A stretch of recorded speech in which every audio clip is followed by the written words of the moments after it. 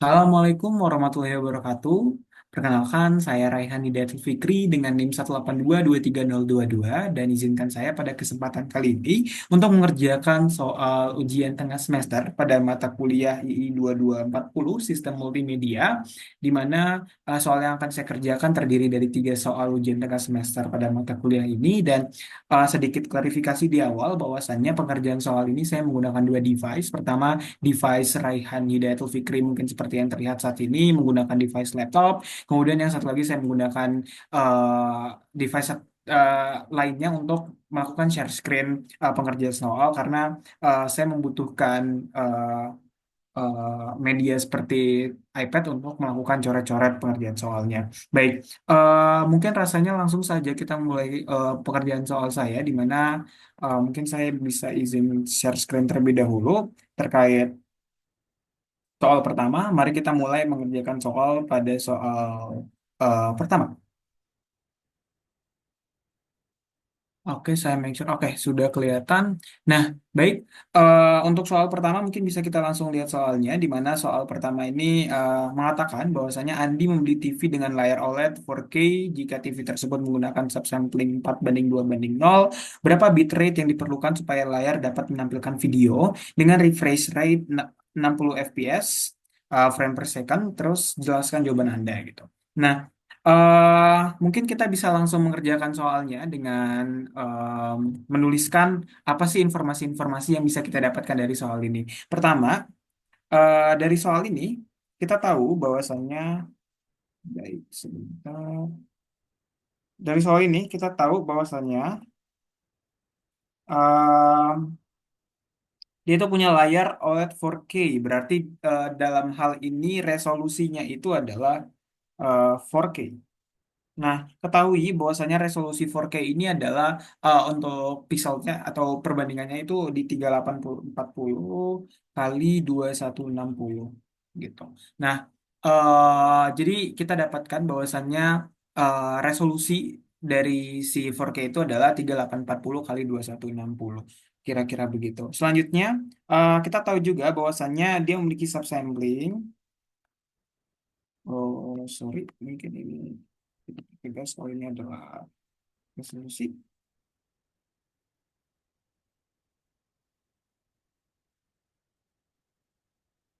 Terus dia juga punya subsampling,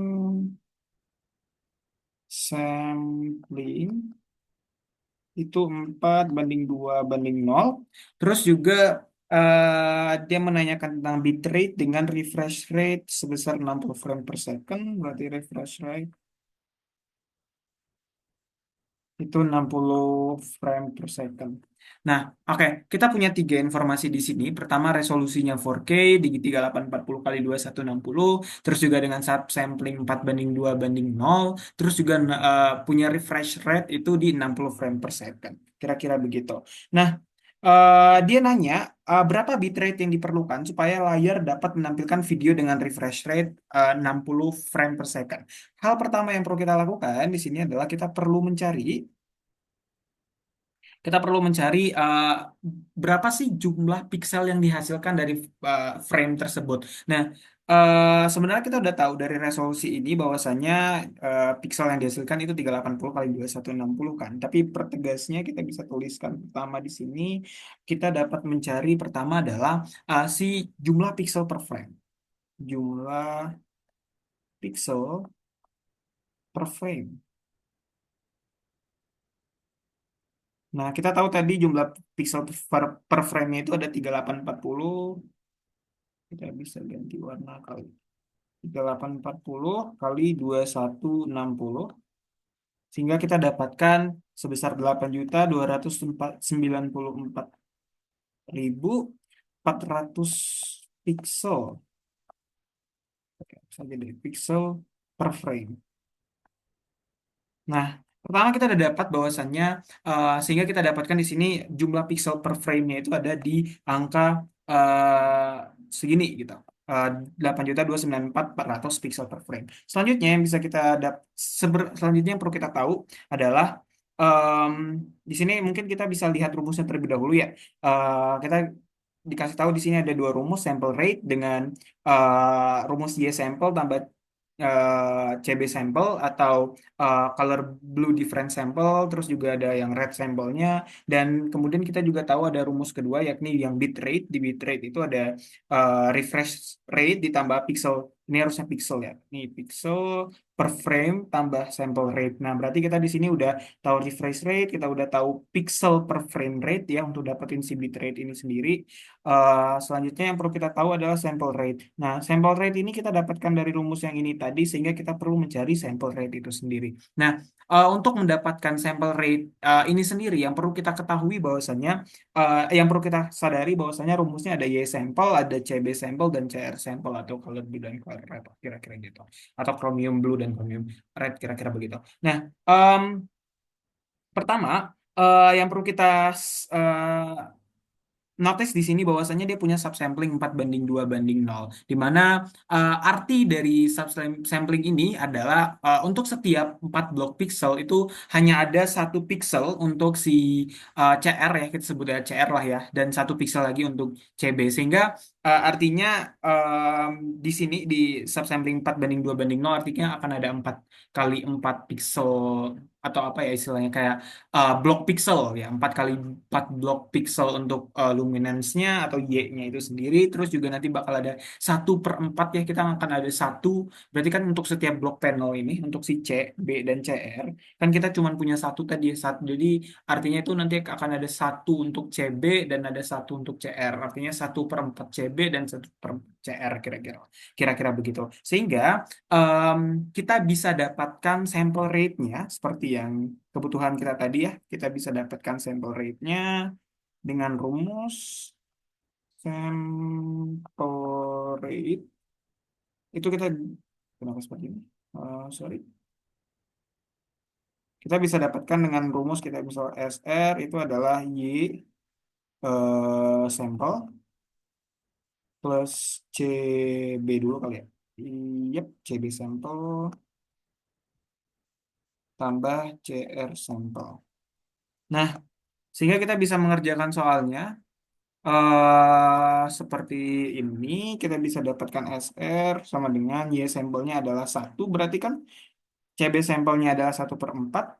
Iya, tambah 1/4 juga. Karena tadi seperti yang udah saya klarifikasi di awal bahwasanya, di klarifikasi sebelumnya bahwasanya dalam konteks ini karena uh, luminance-nya itu 4 kali 4 blok pixel, makanya dia ya kita anggap satu gitu deh, satu pixel.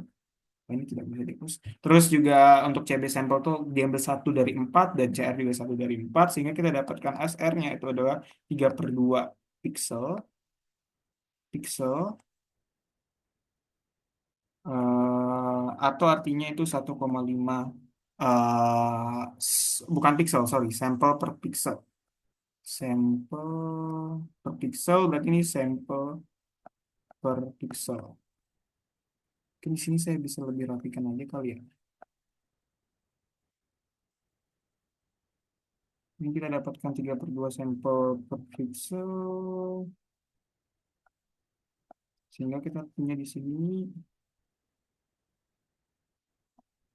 itu adalah 1,5 sampel per pixel. Oke, kita punya ini di sini, kita punya sample rate, sehingga kita terakhir kita bisa dapatkan si bit rate yang kita inginkan. Nah, untuk mendapatkan bit rate, seperti yang kita bilang sebelumnya, bahwasanya bit rate itu adalah refresh rate, itu ada 60 frame per second, terus juga kita tambahkan dengan pixel per frame itu tadi adalah 28, sorry, 8.294.400, terus ditambahkan dengan si 1,5, ditambahkan dengan sample rate itu ada di 1,5, ya di 1,5 sampel per pixel. Tapi ingat bahwasanya ini kan ya ini masih belum dalam, karena yang perlu diingat adalah bahwasanya tiap saluran ya istilah RGB-nya, red, green, dan blue-nya itu punya dia kan punya 24 bit. Artinya karena ada tiga, itu masing-masing saluran itu punya 8 bit, sehingga karena tadi 1,5 itu hanya untuk satu saluran kita perlu kalikan dengan 8 bit itu sendiri gitu. Nah, sehingga kita bisa dapatkan ini adalah 60 kali 8294 kali 1,8 itu di 5.971.968. Kenapa sangat tidak ini ya? 968 ribu. Ini bukan juta lagi harusnya, ini 5 miliar harusnya bit per second. Oke. Nah, kira-kira begini yang kita dapatkan. Tapi ini karena angkanya cukup kegedean, mungkin bisa kita sederhanakan dengan kita mengalihkan dengan 10 pangkat min 9 ya. Sehingga kita dapatkan hasilnya adalah 5, sorry, nomor aku deh. 5,97 gigabit per second. Oke. Oke, ini kita udah dapat bit rate-nya untuk nomor satu sehingga ya untuk nomor satu kita ada berhasil untuk menyelesaikannya. Selanjutnya mari kita bergeser ke soal nomor dua.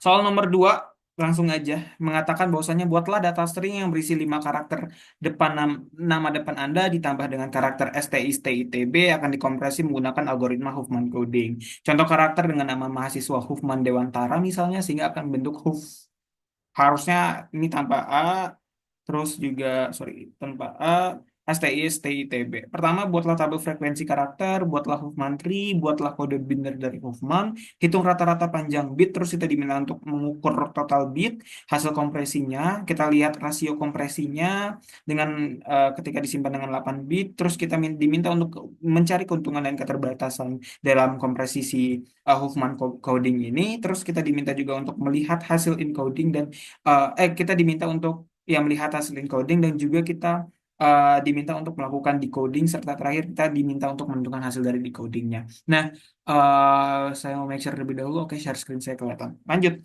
Em, untuk soal ini seperti permintaan soal sehingga saya punya di sini stringnya Raiha, strip STI, strip stay, strip ITB. RAYHA ini ada 5, W3, 4, 5, strip STI, strip ST, strip ITB. Oke, pertama mari kita mengerjakan soal A terlebih dahulu, di mana soal A diminta untuk menghitung tabel frekuensi.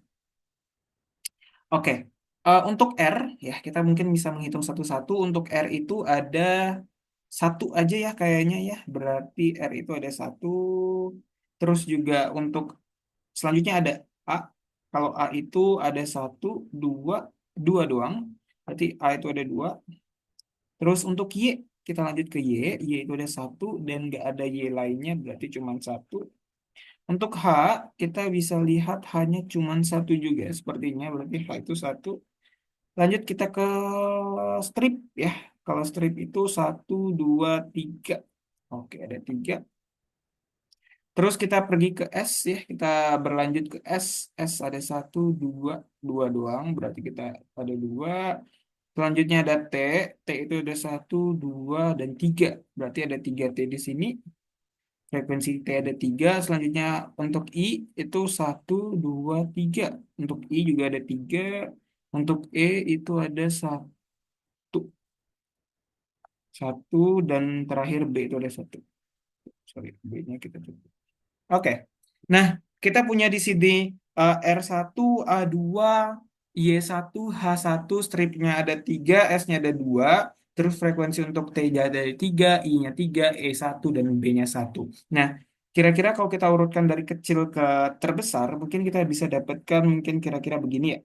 R-nya ada 1, terus juga ada A, sorry, Y-nya ada 1, terus juga ada H-nya ada 1, E-nya ada satu, B-nya ada satu, terus oke yang satu udah habis, kita ke yang kedua, A-nya ada dua, apalagi S-nya ada dua, udah habis yang tiga, strip ada tiga, T ada tiga, dan I ada tiga.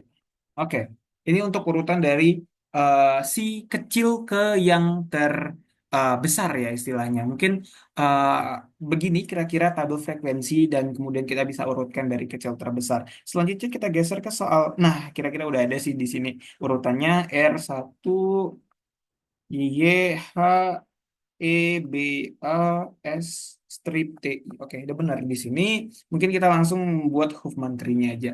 Oke. Mungkin cukup rasanya mungkin kali ya. Kita buat aja dulu. Nah, untuk Hofmantri ini mungkin kita bisa ngemulai aja dari yang paling kecil terlebih dahulu ya. Kita mulai dari yang paling kecil terlebih dahulu yakni R dan Y mungkin kita ya. Kita mulai dari R dan Y. Di mana R itu ada satu. Kita tulis R-nya satu, Y-nya satu. Ini bisa geser juga kali dikit ke kiri. Sedikit. Oke. Oke, ini kalau kita jumlahi, kita lakukan operasi, ini ada dua ya. Terus, apalagi yang masih kecil, jadi kita habisin yang kecil dulu terlebih dahulu. Kalau metode saya, H dan E bisa kita habisin terlebih dahulu, yang paling kecil ini. Sehingga kita punya H dan E di sini, H1, E1. Terus kita buat country-nya itu dua. Oke. Terus, nah terakhir kita punya B. B-nya itu satu. Mungkin B bisa saya simpan di kiri ini kali ya. B itu satu. Nah, B selanjutnya itu kita bisa dapetin nilai dua udah habis ya. Selanjutnya penjumlahan paling kecil selanjutnya itu adalah tiga ya, di mana dua tambah satu gitu ya. Nah, dua tambah satu ini bisa saya dapatkan dengan pertama itu saya bisa menjumlahkan antara eh, si apa ya? Oh, ya, antara si B itu satu pasti akan saya ikutin sama si A ya, kayaknya ya. Jadi si B itu belum kita dapain sama A mungkin kita bisa gabungin sehingga kita punya A2 di sini, kita gabungin mereka, kita akan dapetin nilai 3. Kira-kira begini. Nah, selanjutnya tiga itu nggak akan ada lagi dan yang paling dekat selanjutnya adalah penjumlahan untuk angka 4 gitu ya. Nah, untuk angka 4 mungkin kita bisa menjumlahkan antara siapa ya?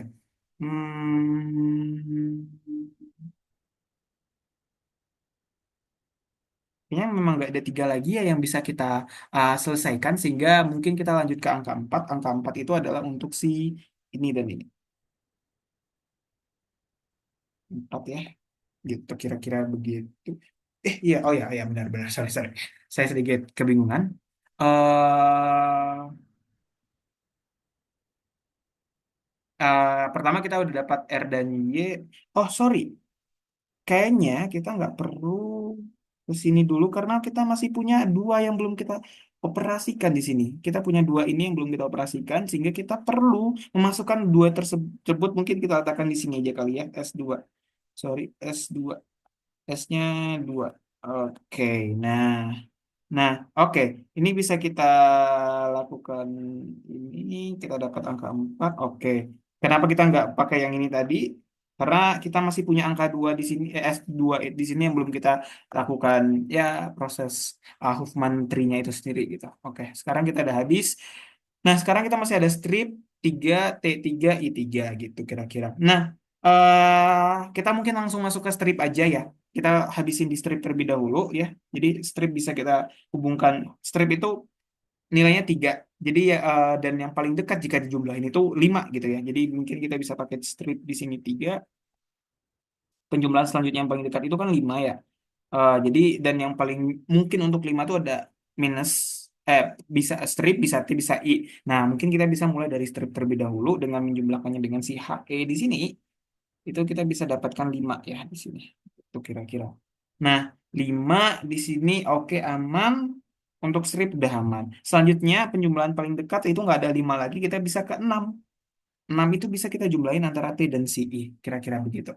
Nah, si T dan I mungkin kita bisa jumlahin dengan eh, T-nya 3, I-nya 3, sehingga kita dapatkan di sini 6. Oke, done. Kita punya 3, 4, 5, 6.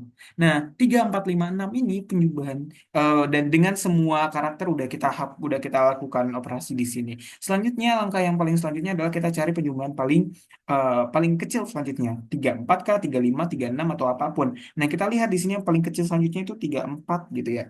Karena itu menghasilkan angka 7 gitu. Dibandingkan yang lain tuh jauh lebih besar. Sehingga kita pakai di sini 7 gitu ya. Terus oke, kita udah selesai. 3 dan 4 udah kita lakukan operasi. Selanjutnya apa? Apakah 75 atau 76 atau 56? Yang paling kecil adalah 56 ya. 56 itu menghasilkan angka 11. Berarti kira-kira di sini 56 menghasilkan angka 11. Dan terakhir barulah kita menggabungkan dua ini. Sorry. dari sini kan, begini kan, ini menghasilkan 18. Oke, berarti kita dapat untuk terakhirnya itu di 18, kira-kira begitu. Oke, saya rasa nggak perlu yang slide ini. Dan oke, kita lanjutkan ke soal selanjutnya. Yang ini kita hapus aja. Oke.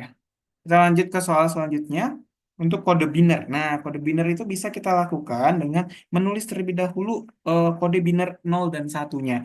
Nol itu kita letak di kiri dan satu kita letak di kanan. Mungkin saya bakal nulis dari bawah juga boleh kali ya.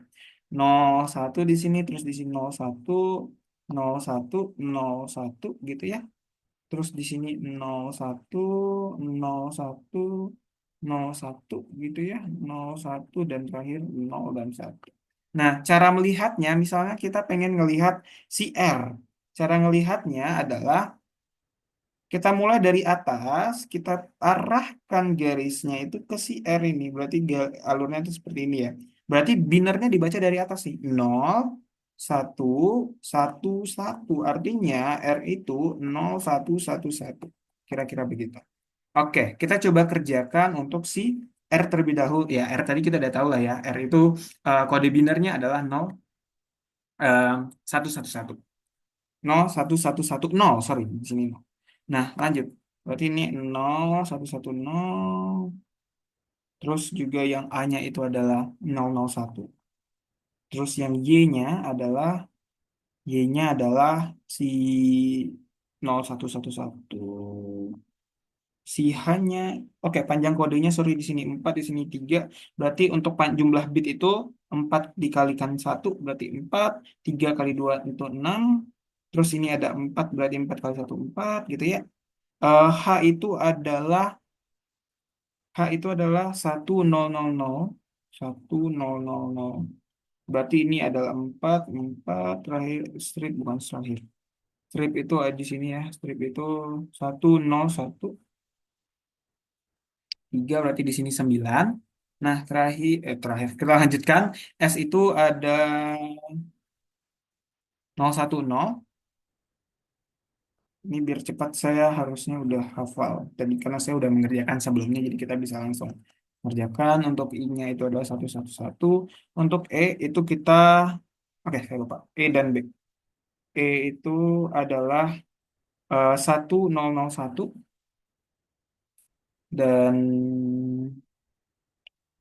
dan B-nya itu adalah 000.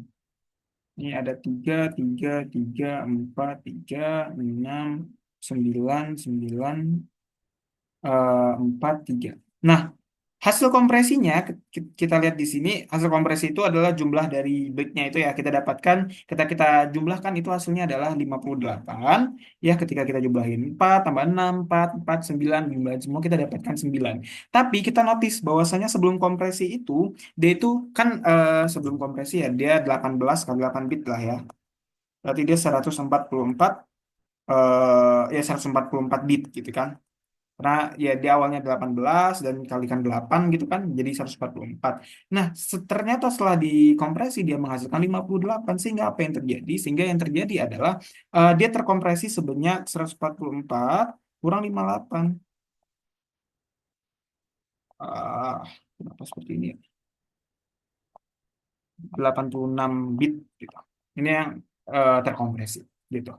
Nah, selanjutnya kita cari rata-rata panjang bit dengan rumus jumlah bit hasil kompresi dibagi dengan jumlah karakter. Nah, jumlah bit hasil kompresinya itu adalah kita tahu tadi itu 58 berarti kita punya X bar di sini 58 jumlah karakternya tadi 18 kan? Berarti ini kita punya sekitar 3,2 sekitar kira-kira begitu. Untuk rata-ratanya kira-kira begitu. Selanjutnya ukuran total bit hasil kompresi. Ukuran total itu adalah jumlah karakter string asli dikalikan dengan rata-rata panjang bit 1000 gitu kan. Dia bilang di sini panjangnya 1000 terus rata-ratanya tadi adalah 3,2. Berarti tinggal kita kalikan ukuran total berarti adalah 1000 kalikan dengan 3,2. Berarti sekitar 3200. Oke, lanjut. Rasio. Itu rumusnya adalah kenapa tulisannya seperti ini? ukuran total bit asli yang dibagikan dengan ukuran total bit kompresi. Nah, untuk ukuran total bit aslinya, eh, yang perlu kita notice adalah untuk ukuran total bit asli, kita lihat soal terlebih dahulu. Aduh, kenapa ini sedikit ngelag-ngelag ya? Oke. Nah, untuk soal 6 katanya ya, dia itu disimpan dalam dengan 8 bit gitu kan. Jadi, ya kita abaikan lebih dahulu sebentar.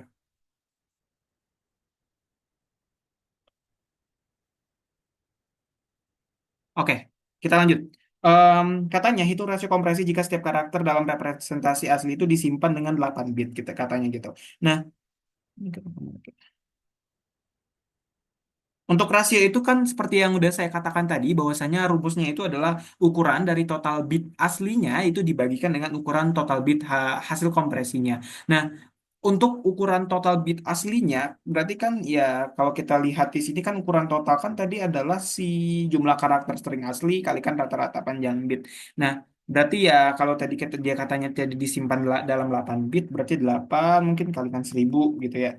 Terus untuk ukuran total bit yang hasil kompresi tadi ya 3200.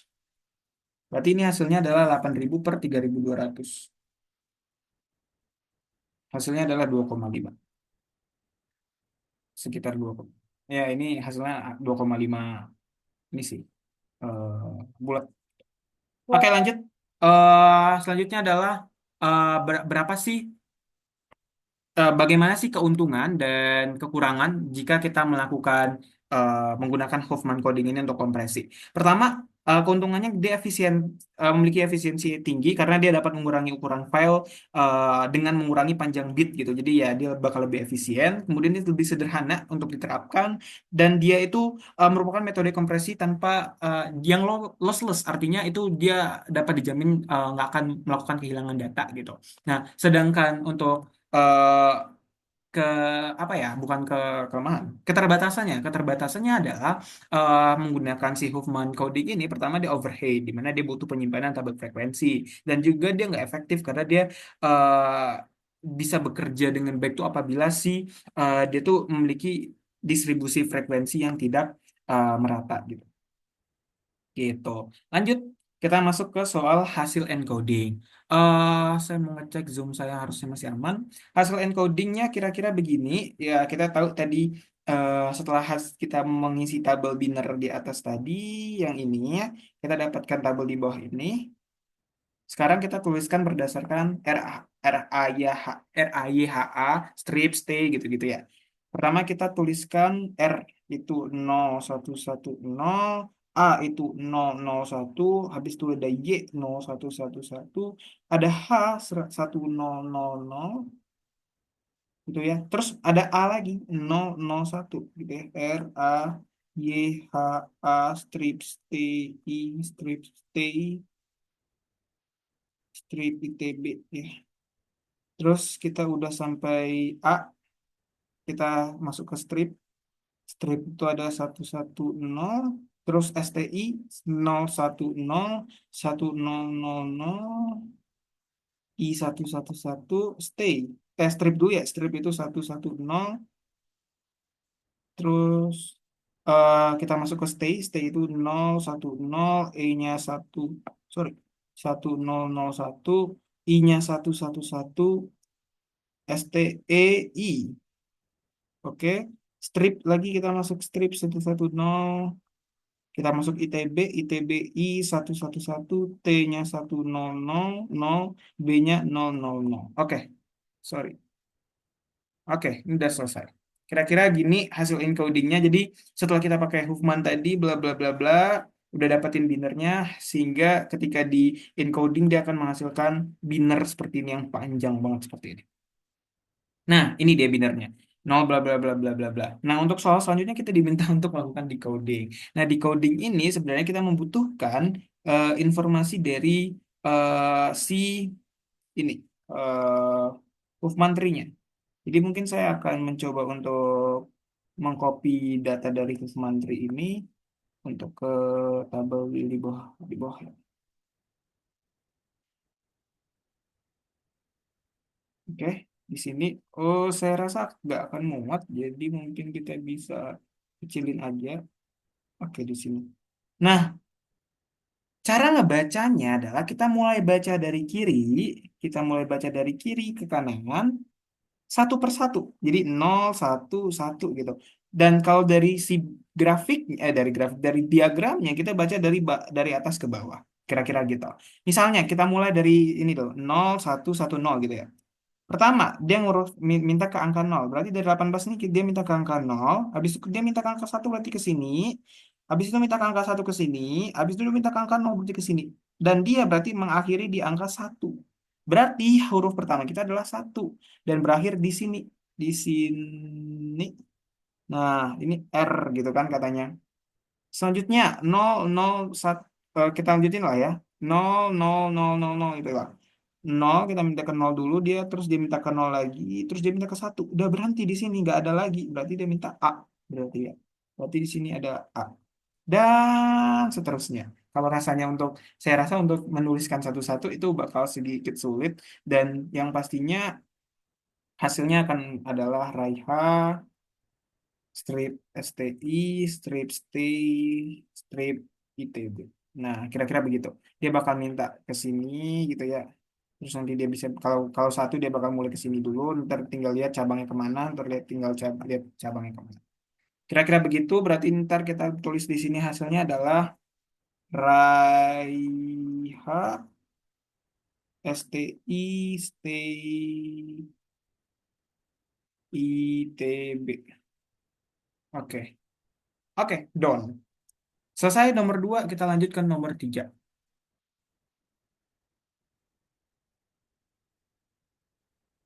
Oke, kita lanjut ke nomor 3 sisa 6 menit lagi. Kita lanjut aja ke nomor 3. Tangga nada C mayor Do itu sekian, sekian, sekian. Re sekian, sekian, sekian. Bla, bla, bla, sekian, sekian, sekian. Untuk siap nada, tentukan apakah terjadi aliasing di mode A dan mode B. Dan jelaskan secara musikal apa yang bila terjadi aliasing gitu ya. Di sini akan saya pakai si Python. Nah, pertama mungkin kita kerjakan yang A dulu. Ketahui bahwasannya teorema dari Nyquist itu Nyquist rate-nya tuh setengah kali frekuensi sampel, di mana terjadi Nyquist itu ketika si frekuensi sinyal itu lebih besar dari si Nyquist rate. Nah, kalau kita lihat alat A tadi kan 800 Hz dan alat B 1000 Hz, dan jadi kita dapat Nyquist rate-nya 400 dan 500. Sekarang kita tinggal bandingin aja. Kalau si frekuensi sinyalnya itu lebih besar daripada si frekuensi alat, berarti si Nyquist-nya berarti dia akan terjadi aliasing. Kira-kira begitu aja ya. Ini lebih kecil berarti nggak akan terjadi, di sini juga nggak akan terjadi, nggak akan terjadi ya. 329.200 itu nggak akan terjadi, juga otomatis nggak akan terjadi. 349 nggak akan terjadi, nggak akan terjadi. 392 juga nggak akan terjadi, di sini juga nggak akan terjadi. Tapi di 440 dia akan terjadi, tapi di sini dia belum tentu terjadi. Terus di 493 dia terjadi, di sini juga belum terjadi, dan di sini dia terjadi. Nah, ini kira-kira tabelnya. Jadi dia terjadi kalau di alat A itu ketika lebih dari 400 Hz, dan ini ketika di atas 500 Hz. Kira-kira begitu. Ini untuk cek aliasing dan untuk soal A, dan selanjutnya akan saya coba demonstrasikan soal B. Soal B itu saya menggunakan Python untuk mengerjakan soalnya. Kira-kira begini. Nah, ini ada kode Python saya untuk soal ini, dan mungkin langsung saya lihat untuk hasil dari grafiknya ya kali ya. Kita lihat Python kita sedang bekerja. Kita lihat apakah, wah sepertinya dia tidak menghasilkan apapun. Sorry, kita close dulu. Oke. Oke, udah kelihatannya harusnya. Nah, di sini kita lihat bahwasannya di mode A itu terjadi aliasing, di mana terjadinya aliasing itu karena dia terdistorsi ya. Jadi kayak samplingnya ada yang rendah, ada yang tinggi, sedangkan yang di B itu nggak terjadi aliasing dan dia tuh lebih dua kali dari frekuensi samplingnya. Jadi kayak kalau katanya sampel sinyalnya ada di sini dia itu dua kali gitu. Jadi ya akan dia lebih bagus gitu. Sorry, suaranya lebih terdengar dengan jelas gitu. Jadi itu untuk menjawab soal B, apabila terjadi bagi seorang musisi, si sampling B itu berpengaruh dalam pendengaran suaranya, kira-kira begitu sehingga ya itu mempengaruhi. Oke, selanjutnya kita lihat Untuk apa yang terjadi, kita mungkin lihat ke sini. Sorry. Kita lihat ya di sini dia udah ada yang menghasilkan gambarnya.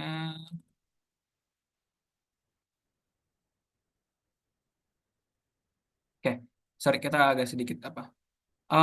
Saya akan coba present. Yang pertama itu di mode A. Apakah kedengaran? Kira-kira harusnya kedengaran.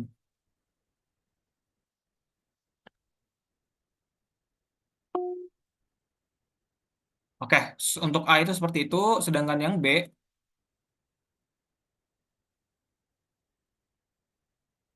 kita tunggu yang B. Yang B lebih nyaring daripada yang A.